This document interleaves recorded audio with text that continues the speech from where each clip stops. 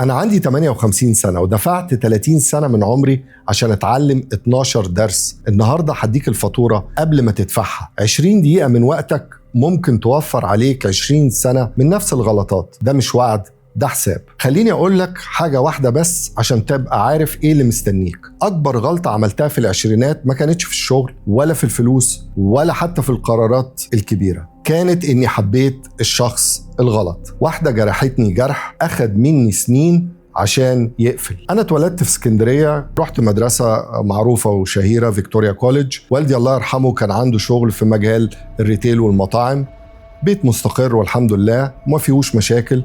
في سن 19 سنة سبت البيت وسافرت بره، عشت لوحدي وتعلمت معنى انك تصحى وما يكونش في حد حواليك. رجعت على القاهرة سنة 91، مدينة فيها أكتر من 20 مليون، محدش يعرفني وأنا معرفش حد فيها. ولما خلصت الجامعة شغل أبويا للأسف اتصفى. الحياة قالت لي أنت لوحدك يا معلم. أنا مش بحكي لك حكايات، أنا راجل دفع الثمن وعايز أخصم من فاتورتك. اللي هتسمعه مش رأي، ده اللي شفته بعيني والتمن اللي دفعته بنفسي. 12 درس، كل واحد دفعت فيه سنين، وكل واحد ممكن يوفر عليك سنين من فاتورة أنا دفعتها قبلك. دي قناة نكس نوليدج وأنا نديم خورشيد، فنجانك اللي بتحبه، ويلا بينا.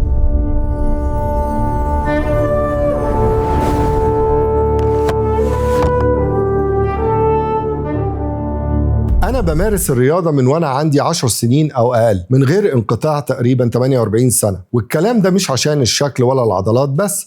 أنا اتولدت الحمد لله في بيت كان فيه كل حاجة، بيت فيه جنينة وكل الخدمات اللي بتخلي الحياة تكون مريحة. كان عندي صحاب كتير، بعضهم ضاع في سكة الغلط، واكتشفت إن لا الفلوس ولا البيت هم اللي بيحموك من الغلط. اللي حماني كانت الرياضة والأصحاب اللي كانوا بيحبوا الرياضة. السبب ببساطة إني كنت دايما مشغول، كل يوم بعد المدرسة عندي تمرين، جسمي دايما تعبان، فما كنتش فاضي لأي حاجة تانية. ورغم إن البيت اللي أنا طالع منه كله بيدخن، الحمد لله ما دخنتش سيجارة واحدة في حياتي. مش عشان أنا شيخ أو قديس، عشان كان عندي حاجة بحميها كل يوم. الجسم كان هو حصني. فلو هتاخد مني حاجة واحدة وانت في العشرينات أو التلاتينات أو حتى الأربعينات، خد مني الجملة دي: It's never too late. اتحرك، خلي لجسمك شغلانة. اللي بيتعب جسمه صح بيحمي عقله وروحه وصحته من غير ما يحس.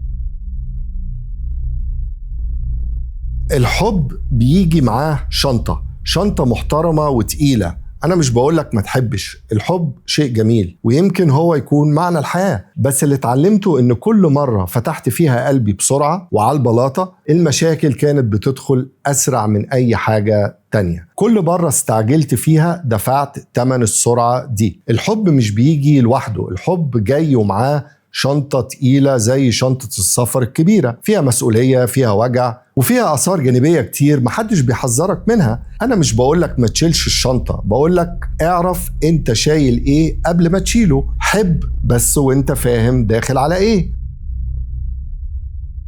أنا بطبيعتي إنسان قلوق، كميتي كده، ربنا خلقني كده. فاكر فترة من حياتي من حوالي 15 سنة كنت صاحي أغلب الليل بأرق شديد لمدة شهور. يعني كنا بنجهز لجولة استثمارية، يعني رود شو، وفي لندن كان في كل يوم مستثمر مختلف بنقدم له بريزنتيشن، واللي كان بينظم الحدث ده شركة كبيرة معروفة اسمها روث تشايلد، ودي كانت صفقة استحواذ بمليارات الدولارات. كنت بقدم قدام ملاك محتملين جدد وملاك الشركة ورؤساء ومستثمرين كبار. أدائي في الأسبوع ده ممكن كان يغير مستقبلي أو يخلص عليه. كل ليلة كنت بعيش السيناريو الأسوأ في دماغي، لو حصل كذا ولو ما حصلش كذا ولو الدنيا اتقلبت. كنت برسم كوارث كاملة في راسي، والحقيقة ولا حاجة من اللي كنت خايف منها حصلت. الصفقة راحت لمستثمر كبير من الإمارات مشهور، واتحلت بطريقة ما كانتش في بال أي حد. والشهور اللي راحت في القلق محدش رجعها لي. القلق إنك بتعيش المصيبة مرتين، مرة في دماغك ودي بتتعبك وبتتعب جسمك كأنها حصلت فعلا، ومرة لو حصلت بجد. في فرق بين التخطيط والقلق. التخطيط بيسأل ايه اللي ممكن يحصل وازاي استعد ليه. القلق بيسأل ايه اللي ممكن يحصل وايه اللي ممكن يحصل تاني بدون نهاية. في دكتور من جامعة كورنيل اسمه كارل بيلمر عمل دراسة على 1200 شخص فوق سن 80، سألهم لو رجع الزمن ايه اللي كنت هتغيره. معظمهم ما قالوش كنت هشتغل أكتر أو أكسب فلوس أكتر أو أقعد مع عيلتي أكتر. كان في إجابة واحدة بتتكرر: كنت هقلق أقل. ناس عاشوا حروب وكساد وأمراض، والحاجة الوحيدة اللي ندموا عليها كانت الوقت اللي ضاع في القلق على حاجات ما حصلتش. وفي دراسة تانية من هارفارد استمرت 85 سنة، والنتيجة اللي بيوجع الناس في آخر عمرهم مش الغلطات لكن الخوف اللي منعهم يعيشوا ويجربوا. ببساطة بطل تدفع تمن حاجة ما حصلتش وحاول ما تقلقش. أنا شغلي كله كان في السيلز اند ماركتينج، وكنت بعتبر نفسي ماركتير في الأساس. الكلام شغلتي، أقنع، أقفل صفقات، أقدم منتجات جديدة، وأقف قدام الناس في بريزنتيشنز وأدير فرق. الحمد لله ربنا إداني ملكة الكلام وجت بالخبرة. وأصعب درس يتعلمه واحد عاش عمره يقنع الناس بالكلام هو إنه يقلل كلامه. الكلام الكتير ساعات بيكون مستفز وبيجيب نتيجة عكسية، بيخلي اللي قدامك يحس إنك محتاج تثبت حاجة أو إنك بتحاول تبين إنك أذكى واحد في الأوضة، وده مش دايما حقيقي. اللي بيتكلم كتير بيدي كل أوراقه بدري، بيقول كل اللي عنده، والتاني بيجمع عنه معلومات أكتر بكتير، وبيخلي اللي قدامه يفهمه قبل ما هو يفهم اللي قدامه. على العكس، الكلام القليل لما بيجي في وقته بيبقى زي الذهب، والسكوت اللي قبله بيخلي أي كلمة تتقال ليها وزن ورنة في الأوضة. اللي بيسكت في الاجتماع مش معناه إنه ما عندوش كلام يقوله، غالبا ده معناه إنه بيسمع أكتر وبيفكر أعمق وبياخد قرار أحسن. لو أنت عندك 25 أو 30 سنة، جرب تتكلم نص اللي بتتكلمه في العادة واسمع الضعف. هتلاقي الناس بدأت تركز معاك بشكل مختلف، ونظرتهم ليك ممكن تتغير تماما. اتكلم أقل واسمع أكتر.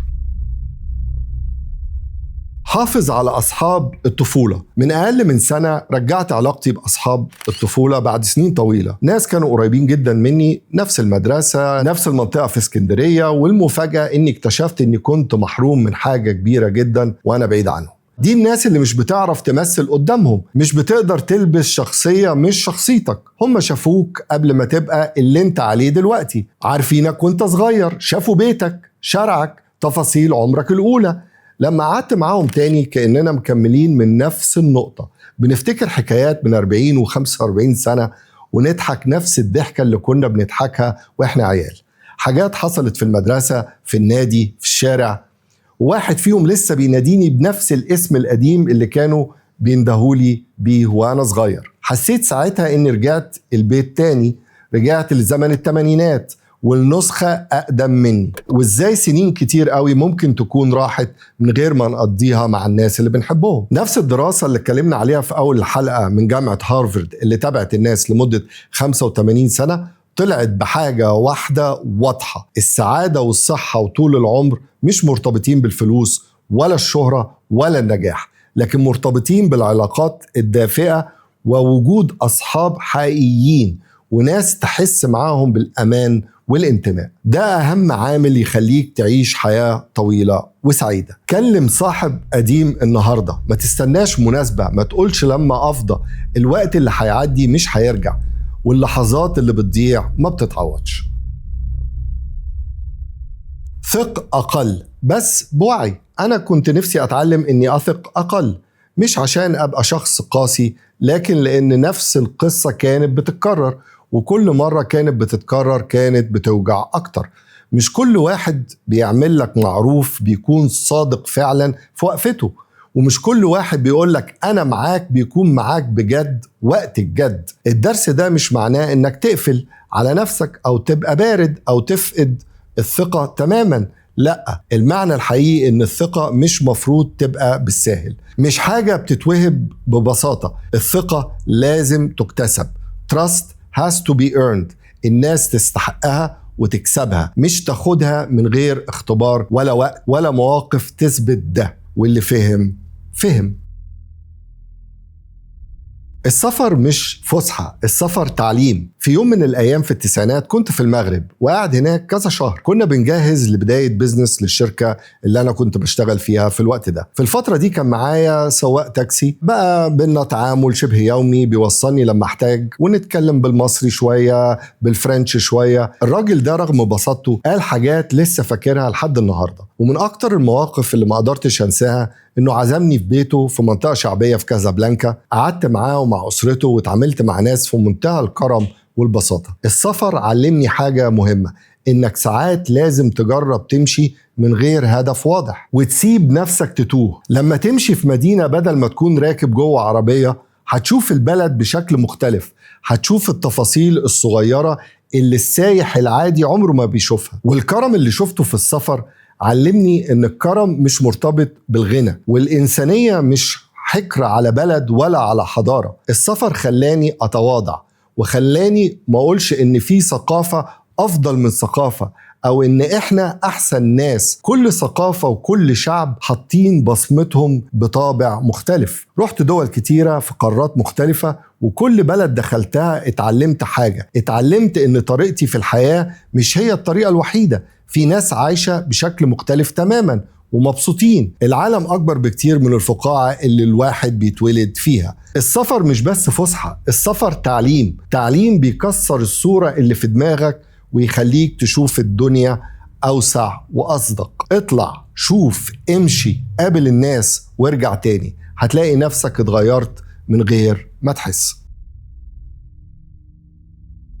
اسمع صوتك الداخلي أكتر. أنا من النوع اللي هجم على الحياة بكل قوة من صغري. اشتغلت كتير، قريت كتير، سهرت بالساعات، وسافرت وشفت الدنيا. وكان عندي اعتقاد بسيط، لو ضغطت على الحياة بقوة كفاية هاخد منها كل اللي أنا عايزه. لكن الحقيقة اللي اتعلمتها بعد سنين إن الحياة مش دايما بتشتغل كده. الحياة زي ما بتهاجمها بترد الهجوم. في حاجات مهما جريت وراها ما بتجيش، وفي حاجات تانية بتخبط على بابك وانت مش مستنيها. سميها نصيب، توقيت، حظ، او اي اسم يعجبك. لكن في امور في الحياة مش بتتحل بالقوة والمجهود فقط. حاجات صوتك الداخلي بس هو اللي بيقولك عليها ويوجهك ليها، هو اللي بيقولك امتى تتحرك وامتى تستنى. ولما نتكلم عن صوتك الداخلي، انا مش بتكلم عن سحر ولا عن صوت نازل من السماء. أنا بتكلم عن حصيلة سنين من التجارب والمواقف اللي انت عشتها واللي عقلك خزنها من غير ما تكتبها في ورقة. أحيانا عقلك الباطن بيشوف حاجات قبل ما عقلك الواعي يقدر يشرحها. مريت بمواقف كتير حسيت فيها إن في حاجة غلط، شغلانة، صفقة، شراكة، علاقة، وكان جوايا صوت بيقولي خد بالك. لكن كنت بقول لنفسي خليني منطقي، خليني أمشي ورا الأرقام وأحط الإحساس ده على جنب. وفي مرات كتير جدا كان الإحساس هو اللي صح وأنا اللي كنت غلط. دفعت تمن ده في شغل خسرته، وفرص ضاعت، وفي ناس وثقت فيهم أكتر مما يستحقوا. وكل مرة كنت أرجع لنفس الجملة، كان في صوت جوايا قال لي من الأول. هل صوتك الداخلي دايما صح؟ طبعا لا، لكن تجاهله تماما خطأ كبير. لأنك لما بتتجاهله باستمرار بتخسر واحدة من أقوى الأدوات اللي عندك. لما تحس إن في حاجة جواك رافعة كارت أحمر، ما تجريش، اقف لحظة واسأل نفسك أنا حاسس بكده ليه؟ ممكن جدا يكون اللي جواك عارف حاجة لسه عقلك ما اكتشفهاش.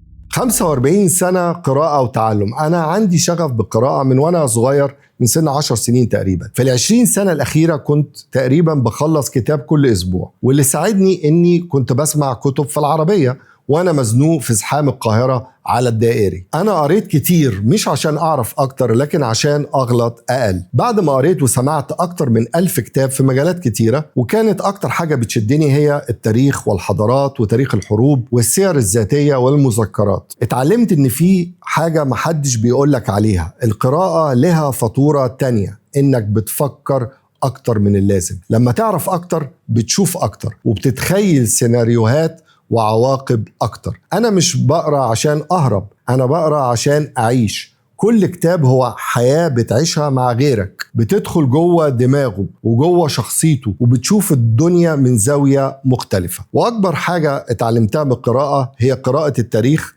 بصراحة التاريخ علمني كتير، علمني الحضارات قامت ازاي، والإمبراطوريات انتهت ازاي، بنت إمبراطوريات بالذكاء والعمل وضيعتها بالغرور، شخصيات غيرت العالم وبعد 50 سنة العالم نساها، حروب اتعملت لأسباب تافهة ودفع ثمنها ناس ملهاش أي ذنب. يعني لو سألت أي حد في العشرينات النهاردة تعرف كام واحد مات في الحرب العالمية الثانية، أغلب الناس مش هتعرف. الرقم كان ما بين 60 و 85 مليون بني آدم. بس دي مش النقطة، النقطة إن التاريخ هو أعظم معلم. اللي انت متخيل انه بيحصل لأول مرة غالبا حصل قبل كده، واللي هتتخيل انك اول واحد بيمر بيه مر بيه آلاف قبلك. اللي قلقان منه دلوقتي ناس تانية عاشته وعدت منه وكملت حياتها.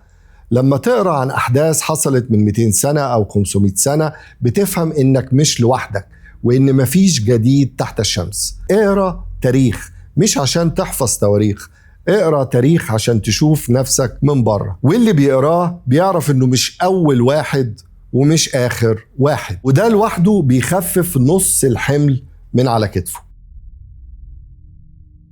اتصاحب مع نفسك وافهم حسبة الوقت. خليني أشرح لك حسبة بسيطة. 10 سنين بتطلع 520 أسبوع. لو عايش لحد سن 80 سنة ده يعني 4360 أسبوع، رقم تقدر تعده في ورقة واحدة. أنا خلصت منهم أكتر من نص. طبعا الأعمار بيد الله، عمرك كله لو قسمته أسابيع رقم تقدر تعده بإيدك. والوقت بيمشي أسرع كل سنة. Time is moving faster and faster.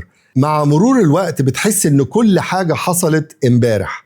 الحسبة دي مش كلام تحفيزي، دي أرقام رياضية، وأرقام ممكن تكسر جواك حاجة مهمة بتخليك تبطل إنك تأجل. الكتاب اللي قلت هتقراه اقراه، الناس اللي قلت هتتصل بيهم اتصل بيهم، الشخص اللي كنت عايز تصالحه صالحه.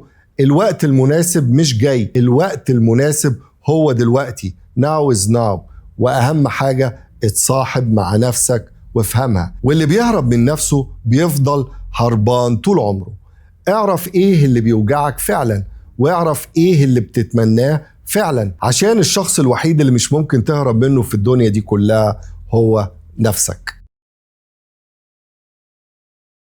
قبل ما نخلص كلامنا عايز اقولك 3 حاجات. الأولى، ما تحطش كل حاجة في الخلاط مع بعض. فلوس، حب، صحة، شغل، أولاد، كلهم في نفس الوقت. لو حطيتهم كلهم في الخلاط وضربتهم مع بعض النتيجة هتزعلك وتخيبك. خد حاجة ورا حاجة. تاني حاجة، بلاش طموحك يشطح منك أو يكون بدون وعي. لو فضلت تبص حواليك ودايما لفوق هتتعب. ابدأ بص على اللي حققته بالفعل، مش بس على اللي عايز توصل له. 3، الشخص الحساس اللي جواك. لو انت مبدع بتحس أكتر من الناس اللي حواليك، وإنك تكون حساس دي هدية من عند ربنا وتمنها غالي، لأنها بتميزك في حاجات كتير. أنا مش عارف أنت فين دلوقتي من عمرك. ممكن تكون في العشرينات وحاسس إن الدنيا كلها قدامك، ممكن في الثلاثينات وحاسس إن الدنيا ممكن تخوفك، ممكن في الأربعينات وعارف إن في حاجات لو رجع الزمن كنت عملتها بشكل مختلف. الدروس دي مش مجرد دروس، دي علامات على الطريق. ناس مشيوا قبلك وحطوا علامات ممكن تدلك على الطريق. أنا عندي 58 سنة ولسه ما خلصتش. الحمد لله لسه بتعلم ولسه بحاول أتغير ولسه بتفاجئ بحاجات جديدة، وده مش ضعف، انت بني آدم وده دليل انك عايش. خد درس واحد بس من الدروس اللي احنا قلناها النهاردة.